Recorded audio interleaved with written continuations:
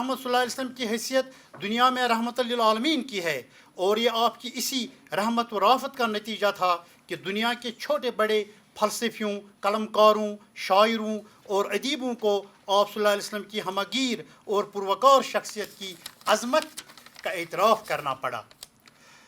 20वीं सदी के मारूफ उर्दू शायर और अदीब माहिरुल क़ादरी इसीलिए आप सल्लल्लाहु अलैहि वसल्लम के मुतल्लक़ यूँ रुतबुल लिसान हैं, जब जुल्म सितम हद से गुज़रे तशरीफ़ मोहम्मद ले आए सल्लल्लाहु अलैहि वसल्लम। जब जुल्म सितम हद से गुज़रे तशरीफ़ मोहम्मद ले आए, रहमत की गठाएँ लहराईं, दुनिया की उम्मीदें बराएँ, इकराम व अता की बारिश की, अखलाक के मोती बरसाए, तहज़ीब की शमएं रोशन की ऊँटों के चराने वालों ने, कांटों को गुलों की कीमत दी, ज़र्रों के मुकद्दर चमकाए। और मरहूम ज़फ़र अली ख़ान ने क्या बेहतरीन नात कही है, वो शम्मा उजाला जिसने किया 40 बरस तक गारों में, वो शम्मा उजाला जिसने किया 40 बरस तक गारों में, एक रोज़ झलकने वाली थी कुल दुनिया के दरबारों में। जो फ़लसफ़ियों से खुल न सका और नख्तवरों से हल न हुआ, वो राज कमली वाले ने बतला दिया चंद इशारों में। जय्यद अहम गैर मुस्लिम शोरा और उदबा ने भी इस फ़न में काबिल कदर कारनामे अंजाम दिए हैं। यहाँ मौके की मुनासबत से सिर्फ एक या दो का हवाला पेश करने की मैं जसारत करूँगा। नंदलाल नैरंग सरहदी अपने नातिया कलाम में यूँ रसूल रहमत सल्लल्लाहु अलैहि वसल्लम की तारीफ़ में रुतबुल लिसान हैं। क्यों कर न करूँ मिदहत सुल्तान मदीना, क्यों कर न करूँ मिदहत सुल्तान मदीना, जब पेश नज़र हूँ मेरे फैज़ान मदीना। तहज़ीब का गहवारा दबिस्तान मदीना, तहज़ीब का गहवारा दबिस्तान मदीना, ये खाक अरब है वो मेरी जान मदीना। खुशबूए मोहब्बत से मुअत्तर है ज़माना,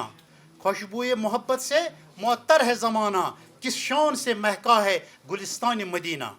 मारूफ शायर और माहिर इकबालियात प्रोफेसर जगन्नाथ आज़ाद ने तो इस सिलसिले में अलहदा मजमूए नात बनवान नसीम हिजाज तरतीब दिया है,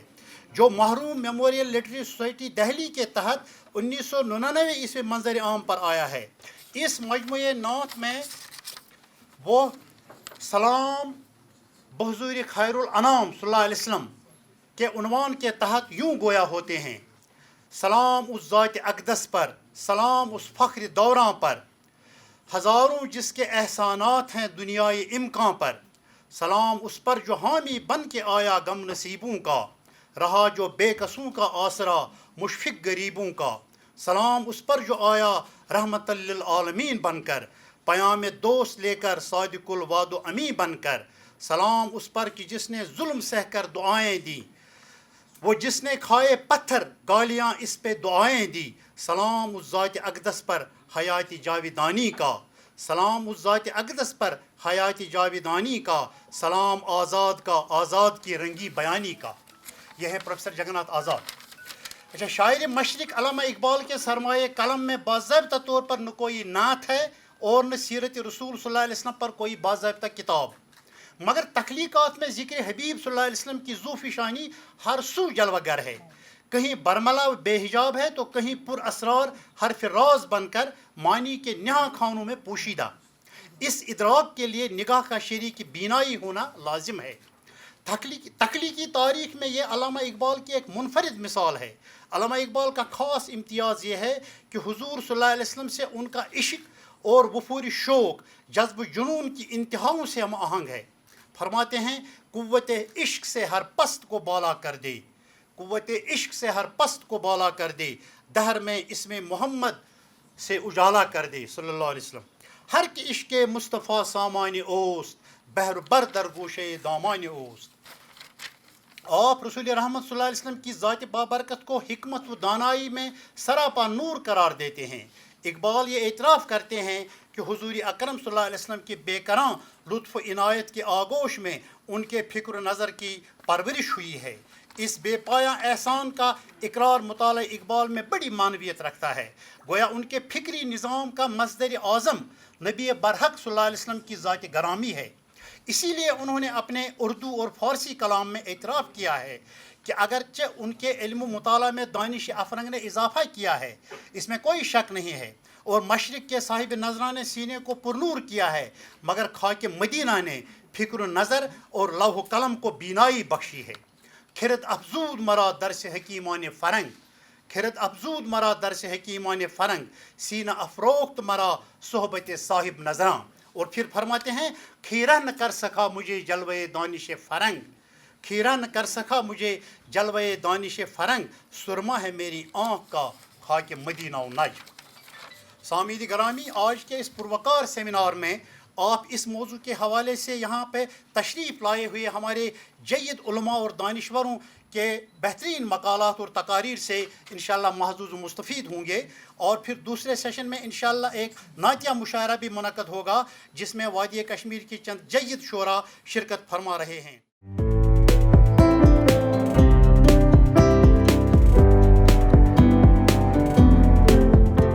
اردو میں سیرت نگاری کو مجموعی طور پر دو ادوار میں تقسیم کیا جانا چاہیے. پہلا دور تو وہ ہے جس میں سیرت ابن حشام کے تراجم ہوئے، زاد المعاد کے حواشی اور تراجم ہوئے، اور دلائل النبوت جو ہے اس کے تراجم وغیرہ منظر عام پہ آئے. یہ اصل کتابیں چونکہ عربی میں تھیں اور بڑے ابتدائی دور میں لکھی گئی تھیں، تو ظاہر سی بات ہے کہ ان کتابوں میں اس وقت کا جو ادب تھا اور اس وقت کا جو مخصوص مزاج تھا، اس کا رنگ و آہنگ جو ہے وہ پوری طرح سے نمایاں ہے. چنانچہ ہم جانتے ہیں کہ عالم عرب میں شروع سے آخر تک وقائع نگاری جو ہے وہ لوگ اس میں ایک خاص مذاق رکھتے تھے، اور اس میں واقعات کو ایک ترتیب سے اور واقعات کی نشست و ترتیب کو ایک نیا رنگ دینا، ایک نئی جہت دینا جو ہے، اس میں وہ بڑا فخر و امتیاز محسوس بھی کرتے تھے اور سمجھتے بھی تھے. یہ تمام کتابیں اس لحاظ سے اہم ہیں کہ یہ اولین کتابیں ہیں اور اردو کے تراجم کے ماخذ اور مصادر کی حیثیت بھی رکھتی ہیں. لیکن جب اردو میں ان کا ترجمہ ہوا تو ظاہر سی بات ہے کہ ایک تو کتاب، اصل کتاب کی جو ضخامت ہے وہ اتنی طویل ہے کہ یہ تمام کتب جو ہیں وہ ایک خاص طبقے کو، جن کا ایک خاص ذوق تھا، اپنی طرف متوجہ کر سکیں. یہ کتابیں اپنی عظمت میں، اپنی رفعت میں، اپنی شان و شوکت میں، اپنے اسلوب میں، اپنے انداز بیان میں، اپنے طرز تحریر میں کچھ کم نہیں ہیں، لیکن یہ عوام الناس کی کتابیں نہیں بن سکیں، اور عامت الناس ان کتابوں سے اس درجے جو ہے فائدہ نہیں حاصل کر سکے، اس لیے کہ ان کا انداز بیان جو تھا ایک مخصوص تھا، اور ترتیب میں وہ وقائع نگاری جو ہے وہ شروع سے آخر تک چلی جاتی تھی.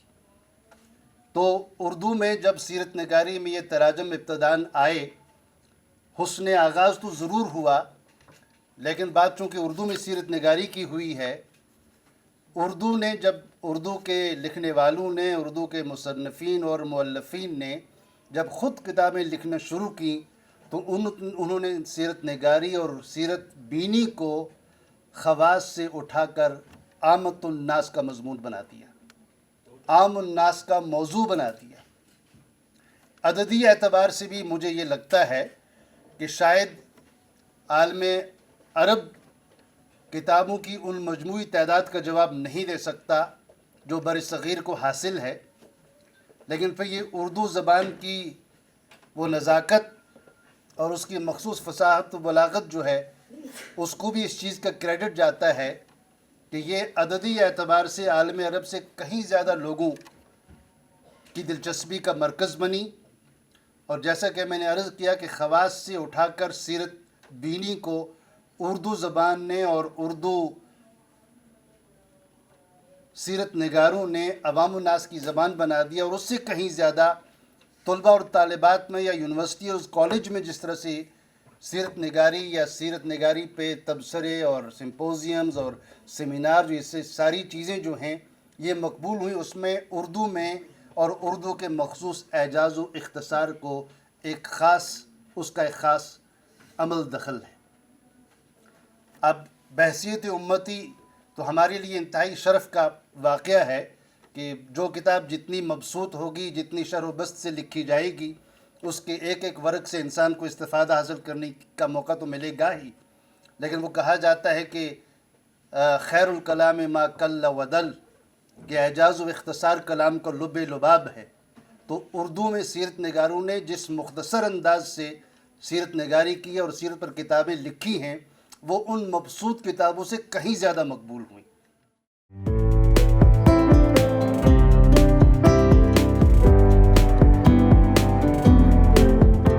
مشہور عربی لغت لسان العرب میں سیرت کے معنی اچھے چال چلن کے لکھے ہیں۔ ایک اور مستند عربی لغت تاج العروس میں سیرت کے معنی طریقہ اور برتاؤ کے درج ہیں۔ سیرت کا لفظ سوانح حیات کے لیے بھی استعمال کیا جاتا ہے، جبکہ قرآن مجید میں لفظ سیرت حیت و حالت سورہ طٰہٰ آیت 21 اور گھوم پھر کر غور و فکر کرنے کے معنی میں استعمال کیا گیا ہے۔ سیرت کی جمع سیر ہے۔ یہ تو لفظی و لغوی معنی و مفاہیم کی بات ہوئی۔ جہاں تک اس لفظ کے اصطلاحی مفہوم کا تعلق ہے، ایک طویل تاریخی عمل کے بعد لفظ سیرت ایک اصطلاح بن گیا اور اب اس سے صرف رسول کائنات صلی اللہ علیہ وسلم کی زندگی کے جملہ حالات کا بیان مراد لیا جاتا ہے۔ چنانچہ کسی اور بڑی شخصیت کے حالات کے لیے سیرت کا استعمال تقریباً متروک ہو گیا ہے۔ اب اگر مطالعہ سیرت، کتب سیرت وغیرہ کا ذکر کیا جائے تو اس سے مراد حضور کی سیرت ہی لی جاتی ہے، بلکہ بعض دفعہ تو لفظ سیرت کو کتاب کے مصنف کی طرف مضاف کر کے بھی یہی اصطلاحی معنی لیے جاتے ہیں۔ مثلا سیرت ابن ہشام کا مطلب ابن ہشام کے حالات زندگی نہیں ہے، بلکہ حضور صلی اللہ علیہ وسلم کے سوانحی کوائف و حالات ہیں جو ابن ہشام نے جمع کیے ہیں۔ اسی سے ہمارے زمانے میں آج کل جلسہ سیرت، سیرت کانفرنس، مقالات سیرت، اخبارات و رسائل کے سیرت نمبر وغیرہ بکثرت الفاظ استعمال ہونے لگے ہیں۔ ان تمام تراکیب میں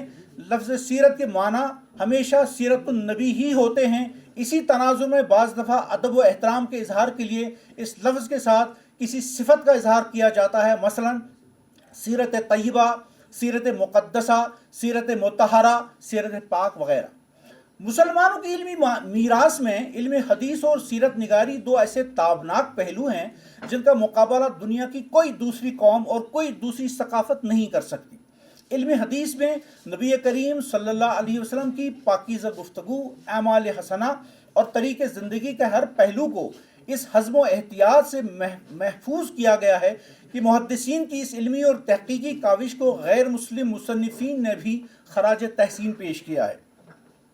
علم حدیث کے دفاع کی خاطر اسماء الرجال جیسا عظیم فن ایجاد ہوا جس کی نظیر اس سے قبل دنیا کی کسی علمی روایت میں نہیں ملتی، اور جس کے بارے میں مشہور جرمن مستشرق ڈاکٹر سپرنگر نے اپنی کتاب الاصابہ فی تمیز الصحابہ کے مقدمے میں لکھا ہے کہ دنیا میں کوئی ایسی قوم نہیں گزری اور نہ آج کہیں موجود ہے جس نے مسلمانوں کی طرح اسماء الرجال کا عظیم المرتبہ فن ایجاد کیا ہو، جس کے باعث 5 لاکھ مسلمانوں کا احوال معلوم ہو سکتے ہیں انکوٹ۔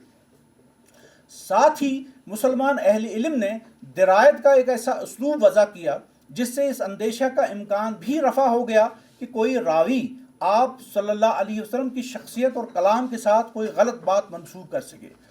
جہاں تک علم سیرت نگاری کا تعلق ہے، اس میں آپ کی حیات طیبہ کے ہر پل کو، ہر فعل کو، ہر ادا کو اور ہر طرز کو محفوظ کیا گیا ہے، اور یہ سلسلہ 1450 سال سے اسی طرح چلا آ رہا ہے۔ اس سلسلے میں یہ نقطہ قابل ذکر ہے کہ حیات مطہرہ کے ہر ممکنہ اور ضروری پہلو کو اس طرح محفوظ کیا گیا ہے کہ ایک زندہ اور متحرک شخصیت کے بچپن سے وصال تک کا کوئی گوشہ سامنے آنے سے نہیں رہ گیا۔ اس ضمن میں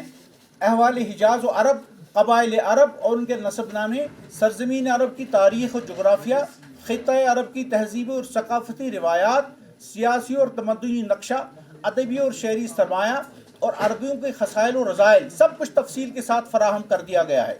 حضور صلی اللہ علیہ وسلم کے کارنامہ زندگی اور احوال سیرت مقدسہ کو صحیح طور پر جاننے کے لیے مذکورہ تفصیلات بہت مفید و معاون ثابت ہوتی ہیں۔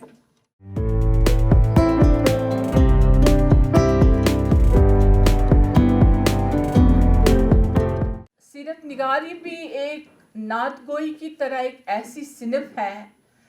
جس میں غایت درجہ احتیاط اور اہتمام کی ضرورت ہوتی ہے۔ دنیا بھر میں سیرت نگاری پر مختلف زبانوں میں بے شمار کتابیں لکھی جا چکی ہیں اور برابر اب تک لکھی جا رہی ہے۔ خود اردو زبان میں سیرت مقدسہ پر جو کتابیں لکھی گئی ہیں ان کو شمار و قطار میں لانا اور تمام کتابوں کا استیاب کرنا مشکل ہی نہیں بلکہ محال ہے۔ اکثر علماء کرام نے سیرت پر ایسی کتابیں تحریر کی ہیں جو کئی ضخیم جلدوں پر مشتمل ہیں، اور ان میں سے بات کی کوشش کی گئی ہے کہ ممکنہ حد تک سیرت مطہرہ کی تمام جزیات تک رسائی حاصل کی جائے۔ بعض حضرات نے اختصار سے کام لیتے ہوئے ایسی کتابیں بھی تحریر کی ہیں جن میں سیرت کے اہم پہلوؤں کا احاطہ کیا گیا ہے۔ بعض اہل قلم وہ بھی ہیں جنہوں نے سیرت نبوی صلی اللہ علیہ وآلہ وسلم کی پیشکشی میں ناول کی سی دلچسپی کو برقرار رکھنے میں کامیابی حاصل کی۔ بعض دیگر شعراء نے سیرت النبی صلی اللہ علیہ وسلم کو منظوم پیرائے میں پیش کیا۔ کچھ حضرات نے طلباء اور بچوں کی ضروریات کو مد نظر رکھتے ہوئے آسان زبان میں مختصر کتابچے تحریر کیے، اور سیرت پر ان گنت تحریریں بھی ہیں جو مضامین کے دائرے میں آتی ہے۔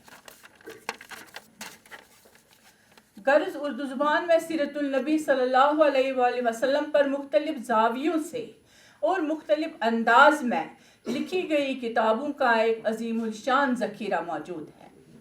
بعض سیرت نگاروں نے تفصیل و وضاحت کے ساتھ سیرت پر ضخیم جلدیں تحریر کی ہیں، تو بعض مختصر سیرت نگاری پر ہی اکتفا کیا ہے۔ کسی نے سیرت کے خاص پہلوؤں کو پیش نظر رکھا ہے تو کسی نے دوسری زبان سے سیرت کے ترجمے کو پیش کیا۔ کسی نے منظوم سیرت نگاری کے ذریعے گلہائے عقیدت پیش کیے ہے تو کسی نے زبان و بیان پر اپنی قدرت و عبور کا ثبوت بہم پہنچاتے ہوئے غیر منقطع تحریر میں سیرت نگاری کا ایک نادر نمونہ پیش کیا۔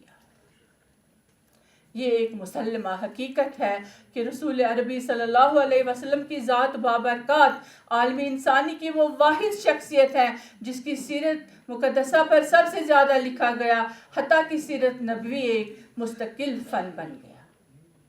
اور اس فن نے لوگوں کے دلوں میں محبت و عقیدت رسول اللہ صلی اللہ علیہ وسلم کی وہ لو لگائی، وہ ان کی دھڑکن بن گئی۔ سیرت طیبہ ایک ایسا سدا بہار موضوع ہے جس پر بلا مبالغہ ہزارہ اہل قلم نے مختلف زبانوں میں خامہ فرسائی کی ہے۔ عاشقان رسول صلی اللہ علیہ وسلم نے ان گنت زاویوں سے نت نئے انداز میں سیرت طیبہ کا مطالعہ کر کے کتابوں، مقالوں اور مضامین کا ایسا گراں قدر ذخیرہ تیار کر دیا جس کی نظیر سیرت و ثانیہ کی تاریخ میں نہیں مل سکتی۔ شکریہ۔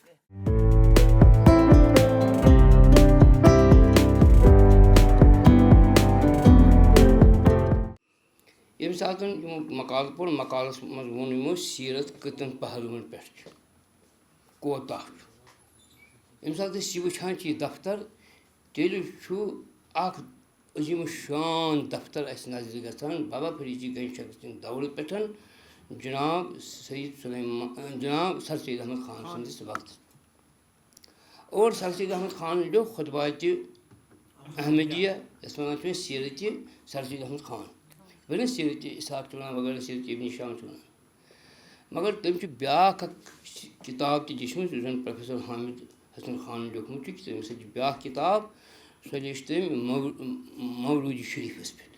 کہ تمہِ ساتہٕ آسہٕ نہٕ مولوٗد شریف چھِ مجالس آرا سپدان صحیح روایات پرنہٕ خٲطرٕ، یہِ چھِ تِمو بیاکھ کتاب تہِ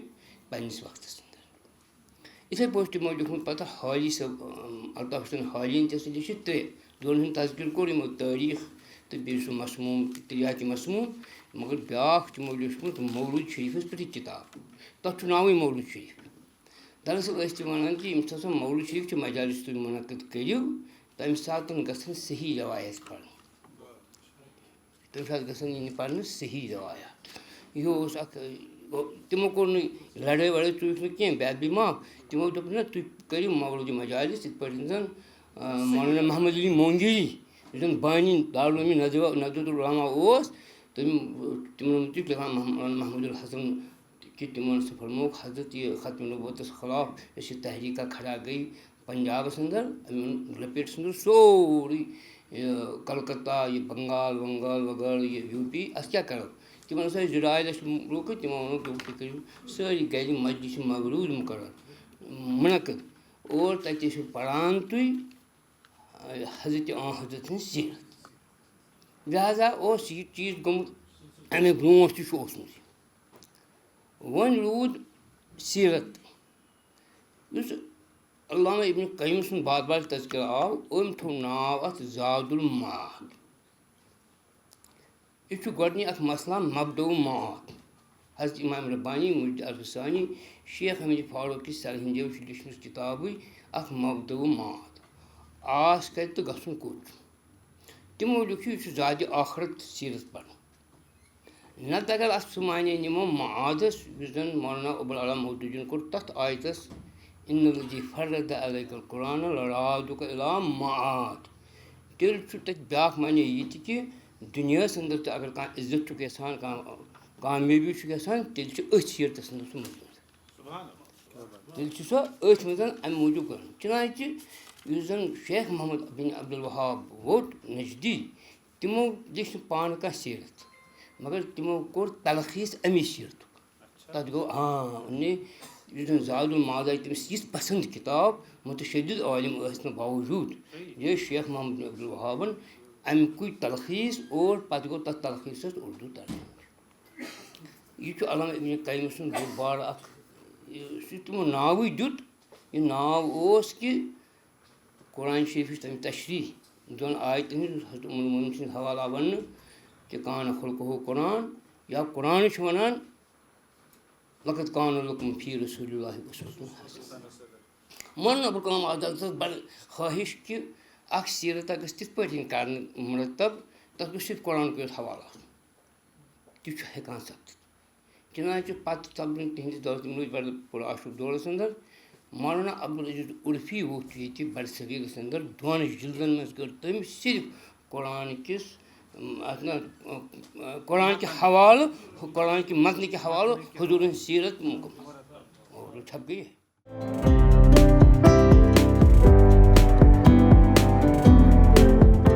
حمدونات کی روایت ہماری دینی علمی ادبی اور تہذیبی جڑوں میں پیوست ہے شعراء کے دواوین عموماً حمدونات سے آغاز پاتے تھے مراثی کے ذریعے شہدائے کربلا کی عظمت کی ہودی خوانی بھی اولاً حمدونات کی برکتوں سے حصہ پاتی رہی ہے مجرد نعتیہ دواوین بھی رفتار زمانے سے شائع پذیر ہوتے رہے ہیں ایک زمانہ تک حمدونات کی اصناف صحت مند تنقید کے عملی نمونے سے دور رہی غالباً اس میں ان اصناف کے تئیں تقدیس و تعظیم کے جذبات کار فرما رہے ہوں لیکن پھر بمقتضائے احوال پیش آمدہ حمدونات پر مبنی تخلیقات کے بارے میں رائج پذیر اصول نقد کی روشنی میں قلم فرسائیاں ہوئیں اور یوں دیکھتے ہی دیکھتے ایک جانب حمدیہ و نعتیہ مضامین و مقالات کی بوکلمنی سامنے آئی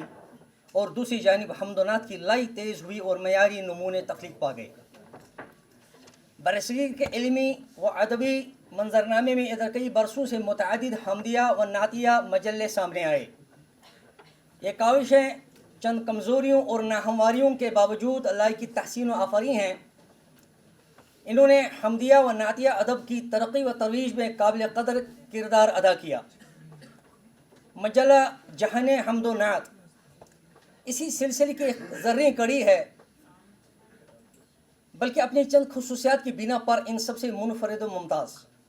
اللہ تعالیٰ کا بے حد و نہایت شکر و ثنا کہ یہ خورشید وادی کشمیر کی بلند و بالا علمی چوٹیوں سے طلوع ہوا اور اب وادی اور بیرون وادی ملک کے دوسرے حصوں میں بلکہ ملک سے باہر بھی اپنی ضیاء پاشیوں سے ہر چار جانب کو منور کر رہا ہے یوں حمد و نعت کی ایک نئی صبح طلوع ہو رہی ہے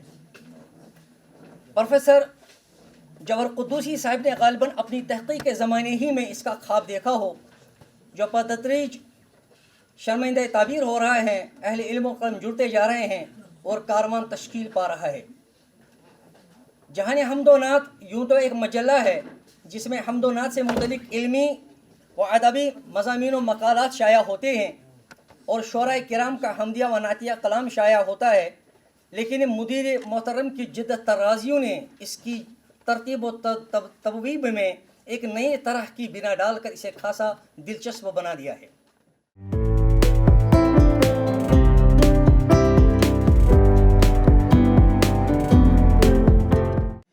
एकेडमी ने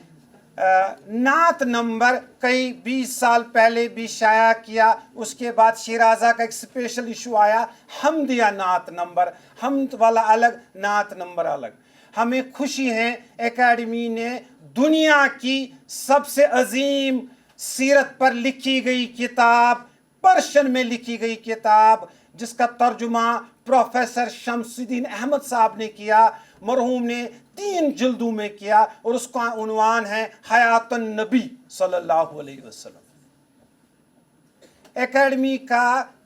जो सीरत के हवाले से आपको मैं ये बताता चलूं, और मुझे खुशी है इस बात पर, एकेडमी को ये एजाज़ है, कुरान पाक का पहाड़ी का पहला तर्जुमा एकेडमी ने शाया किया, और हमारे चीफ एडिटर मोहतरम शफीकुर रहमान साहब ने खुद उसका तर्जुमा किया पहाड़ी में। और ये किताब, ये जो नुस्खा है पहाड़ी का कुरान पाक का तर्जुमा हुआ, हमें ये एजाज़ है अल्हम्दुलिल्लाह हमारी एकेडमी को उसको शाया करने में। और खुसूसी तौर पर एडिटोरियल टीम में एक ऐसा बंदा बैठा है जिसने उसका तर्जुमा किया। हमारे यहाँ ये एजाज़ हैं, डोगरी में कुरान पाक का तर्जुमा एकेडमी ने शाया किया। हमारे यहाँ ये एजाज़ हैं, औलिया नंबर हमारा 5 वॉल्यूम्स पर छपा है, करीबन कम बेश 2000 सफ़ात पर डॉक्यूमेंट हैं, और उसकी 5 जिल्दें छप चुकी है। ये चीज़ें मैं इसलिए आपसे शेयर कर रहा हूँ, कभी कभार ये बदगमानी हो जाती हैं। एकेडमी मुशायरे तो करती हैं, एकेडमी अफसानों के मजालिस का इनेकाद तो करती हैं, शायद ऐसा तो नहीं है कि आज ये पहली बार इस तरह का कर रहे हैं, ऐसा कतई नहीं है। लेकिन इस तरह के जो मजालिस का इनेकाद किया जा रहा है, शायद ये इसलिए लग रहा है क्योंकि हम एकेडमी और टाइगर हॉल से बाहर निकल चुके हैं, और इस तरह की तकारीब के लिए हम जम्मू कश्मीर की जो इल्मी, जो अदबी, जो सकाफती इदारे हैं, उनसे इश्तराक करके ही चाहते हैं कि हम 2 कदम आगे बढ़ जाएं।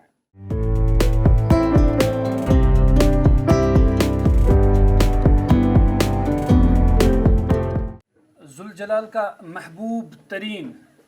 रसूल, अपना महबूब तरीन बंदा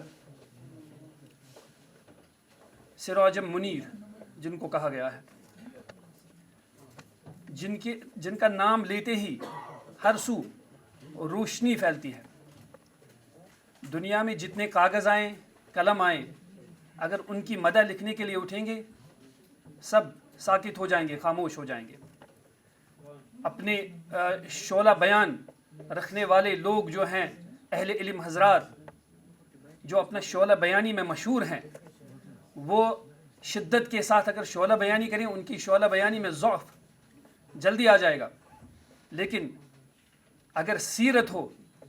तो सीरत उनमें तक़वियत देती है और उनके इल्म में पेशरफ्त देती है। लिहाजा सीरत निगारी और सीरत को दोहराना और सीरत पर गुफ्तगू करना आजकल के माशरे में इस चीज़ की बहुत ज़्यादा ज़रूरत है, और यही मेरा मौजू है। मैं इख्तिसार से काम लूँगा जैसा मुझे कहा गया है। ईमान का एक बुनियादी जुज़ इस बात का मुतक़ाज़ी है कि न सिर्फ़ इस बात पर यकीन कामिल होना चाहिए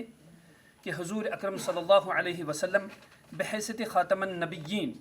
अल्लाह ताला के आखिरी नबी हैं, बल्कि इसके साथ साथ आप सल्लल्लाहु अलैहि वसल्लम की ज़ाती मुबारका से इंतहा दर्जे का इश्क होना भी ज़रूरी है, और आपकी तालीमात पर अमल पैरा रहना हर साहिब ईमान मर्द व औरत पर फ़र्ज़ है। बहसियत मुसलमान होने के नाते हमारी तवज्जो एक तरफ उलूमुल हदीस के मफ़ाहीम समझने की तरफ मरकूज़ रहनी चाहिए, तो दूसरी तरफ हुज़ूर पाक सल्लल्लाहु अलैहि वसल्लम की सीरत मुबारक के मुख्तलिफ़ गोशों का मुताला करने की कोशिश करनी चाहिए, ताकि अपनी ज़िंदगी में इन उसूलों की पैरवी की जाए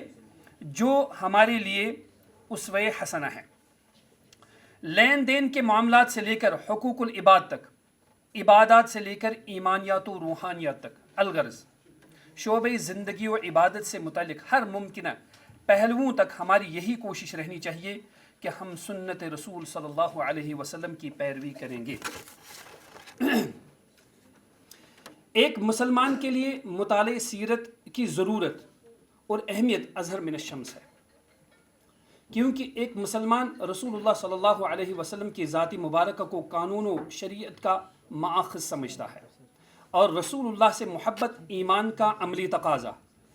حضور صلی اللہ علیہ وسلم نے فرمایا، وہ ایمان والا نہیں جو مجھے اپنے ماں باپ اور تمام لوگوں سے بڑھ کر محبوب نہ رکھے۔ اور اس کے ساتھ یہ بات بھی مسلمان کے ایمان کا حصہ ہے کہ رسول اللہ صلی اللہ علیہ وسلم کی اطاعت ہی میں نجات ہے۔ ہدایت کا ذریعہ صرف اور صرف اطاعت نبوی صلی اللہ علیہ وسلم ہے۔ اگر کسی کے لیے کوئی اسوہ حسنہ ہے تو وہ صرف رسول اللہ صلی اللہ علیہ وسلم کی ذات اقدس ہے۔ اللہ تعالیٰ فرماتے ہیں، یقیناً تمہارے لیے اللہ کے رسول کی ذات کا بہترین نمونہ ہے، ہر اس کے لیے جو اللہ سے ملاقات اور آخرت کی امید رکھتا ہو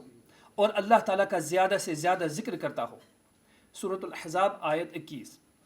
دوسری بات، رسول اللہ صلی اللہ علیہ وسلم کی اقتداء و اتباع کا اولین تقاضا یہ ہے کہ یہ زندگی کے مختلف گوشوں میں آپ کی صفات و اخلاق، آپ کی نبوت کے دلائل اور خصائص کی معرفت حاصل کی جائے۔ جو شخص آپ کے اخلاق و اوصاف کو جانے گا وہی یقیناً آپ سے محبت کرے گا۔ تیسری بات، علامہ ابن القیم زاد المعاد میں لکھتے ہیں، سیرت نبویہ کا علم حاصل کرنا ہر مسلمان کے لیے فرض ہے، کیونکہ سعادت دارین رسول اللہ صلی اللہ علیہ وسلم کی لائی ہوئی ہدایت اور رہنمائی پر مبنی ہے۔ چوتھی بات، سیرت نبوی صلی اللہ علیہ وسلم رسول اللہ صلی اللہ علیہ وسلم اور صحابہ کرام کے جذبے ایمان و یقین کے واقعات سے لبریز ہے، جو ان سے اعلائے کلمت اللہ کی سربلندی کے لیے ظہور ہوئے۔ ان دل آویز واقعات کو پڑھ کر اور سن کر مؤمنین کے عزائم کی قوت میں اضافہ ہوتا ہے، دین حق کے دفاع کا جذبہ مستحکم ہوتا ہے اور دلوں کو راحت و سکون و اطمینان ملتا ہے۔ پانچویں بات، رسول اللہ صلی اللہ علیہ وسلم کی حیات طیبہ میں ہر شعبہ زندگی سے تعلق رکھنے والے لوگوں کے لیے رہنمائی موجود ہے، چاہے حاکم ہو یا محکوم، طالب علم ہو یا استاذ۔ گویا آپ کی سیرت طیبہ ایک انسانی کامل کے لیے ہر اعتبار سے اعلیٰ درجے کی نادر مثال ہے۔ چھٹی بات، رسول اللہ صلی اللہ علیہ وسلم کی سیرت کا مطالعے سے قرآن مجید اور احادیث مبارکوں کو سمجھنے میں مدد ملتی ہے، کیونکہ قرآن مجید کا تعلق سیرت رسول صلی اللہ علیہ وسلم کے ساتھ بہت گہرے کا کما کان حقہ تعلق ہے۔ ساتویں بات، رسول رحمت صلی اللہ علیہ وسلم کے خصائص و امتیازات، دوسروں سے رویہ، معاملات، حقوق و فرائض کا تعین کی صحیح معرفت سیرت طیبہ کے مطالعے سے ہی ممکن ہے۔